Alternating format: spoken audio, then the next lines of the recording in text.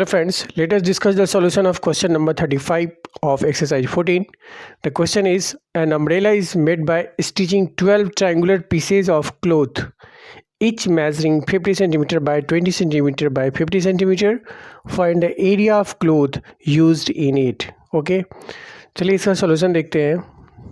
इस क्वेश्चन में ये कह रहा है कि आपको एक अम्ब्रेला बनाया गया है। ओके, स्टिच करके किस चीज़ को स्टिच करना है, तो कपड़े के क्लोथ के 12 ट्रायंगुलर पीसेज लेके उनको स्टिच करके एक अम्ब्रेला बनाया जा रहा है। ओके, जिसमें कि ईच मेजरिंग है दिस वन, ये आपको मेजरमेंट दिया है। Each triangular piece of cloth का मेजरमेंट इतना दिया हुआ है।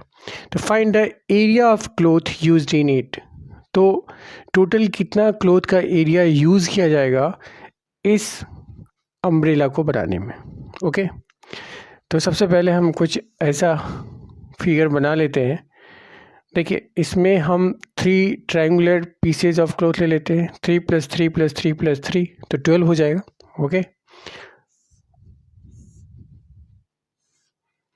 नोट एग्जैक्ट हम बना पाएंगे यहाँ पे, बट ट्राइंग।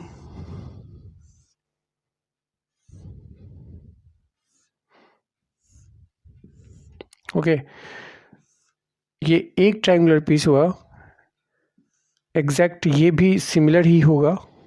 दूसरा, तीसरा, 4th, 5th, 6th, 7th, 8th, 9th, 10th, 11th and 12th। Okay, इस तरह से एक अम्ब्रेला डिज़ाइन किया गया है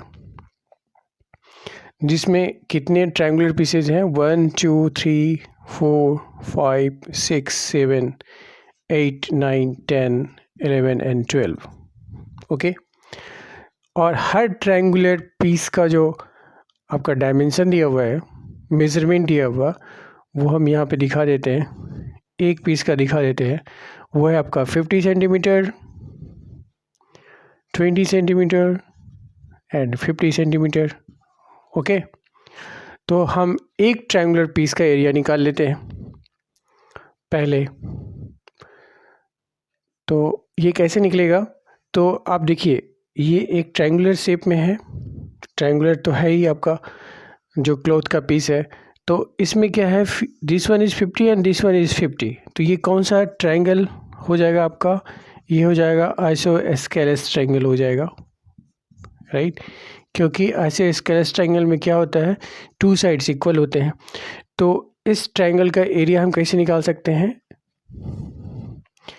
लिखेंगे area of one triangular piece of cloth equals to हो जाएगा b/4 √4a² - b²। तो इस फार्मूले का यूज हम यहाँ पे कर सकते हैं क्योंकि यहाँ पे 2 साइड इक्वल है, राइट। तो देखिए, यहाँ पे b की वैल्यू कौन सी हो जाएगी, this one will be the base b, और जो इक्वल साइड होता है उसको हम a कहते हैं। ओके, तो यहाँ से b की वैल्यू 20/2 हो जाएगा अपॉन 4 √4 × a²। a की वैल्यू 50 का स्क्वायर माइनस b का स्क्वायर मतलब 20 का स्क्वायर हो गया। यहाँ से हो जाएगा 4 5 या 20 हो जाएगा, तो ये हो गया 5 × √4 × 50 का स्क्वायर हो गया आपका 2500, राइट, माइनस 20 का स्क्वायर दैट इज़ 400 हो जाएगा। तो यहाँ से हो गया आपका 5 × √25, 4 या 100 होता है, 100 पर डबल ज़ीरो लगा दीजिए, माइनस 400, ये आपका 10,000 हो गया, माइनस 400, तो ये हो गया 5 × √9600 हो गया।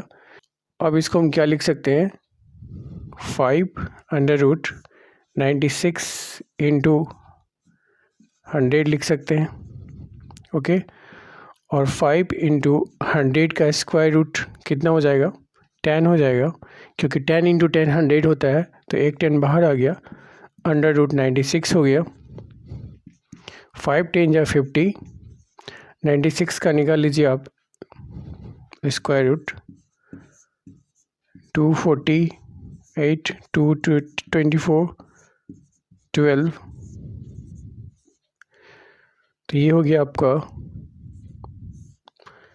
2 इंटू 2 इंटू 2 इंटू 2 इंटू 6 हो गया, राइट। यहाँ से 2 2 बाहर आ जाएगा, तो 50 इंटू 2 इंटू 2 अंडर रूट 6 हो जाएगा। यहाँ से हो गया 2 2 ज़ा 4 4 5 ज़ा 20, 20 पे एक ज़ीरो और ऐड कर दीजिए, that is 200 under root 6। 200 into under root 6 का वैल्यू अप्रॉक्सीमेट 2.45 होता है। अब इससे हम इसको मल्टीप्लाई कर देते हैं, तो ये हो जाएगा आपका 00 2 5 ज़ा 10 कैरी 1 2 4 ज़ा 8 प्लस 1 9 2 2 ज़ा 4 हो गया 1 2 1 2, दैट इज़ 490 स्क्वायर सेंटीमीटर हो गया एरिया। ये एरिया हुआ सिर्फ और सिर्फ one triangular piece of cloth का, और इस तरह के कितने ट्रायंगुलर पीसेस हैं? 12 है। तो एक का इतना है, तो 12 का कितना होगा? 12 से इसको मल्टीप्लाई कर देंगे, क्योंकि एक का जितना होगा बाकी सभी ट्रायंगुलर पीसेस का उतना ही होगा, क्योंकि सभी का क्या है, मेजरमेंट सेम है। तो यहाँ लिख सकते हैं therefore area of such 12 triangular pieces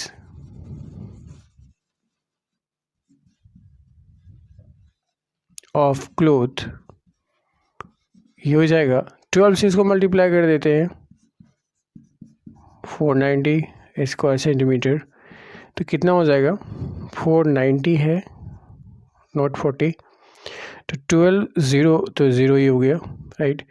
12 9 जा 108, तो 8 हो गया, कैरी 10 हो गया, 12 4 जा 48 अब प्लस 10 58 हो गया, इतना स्क्वायर सेंटीमीटर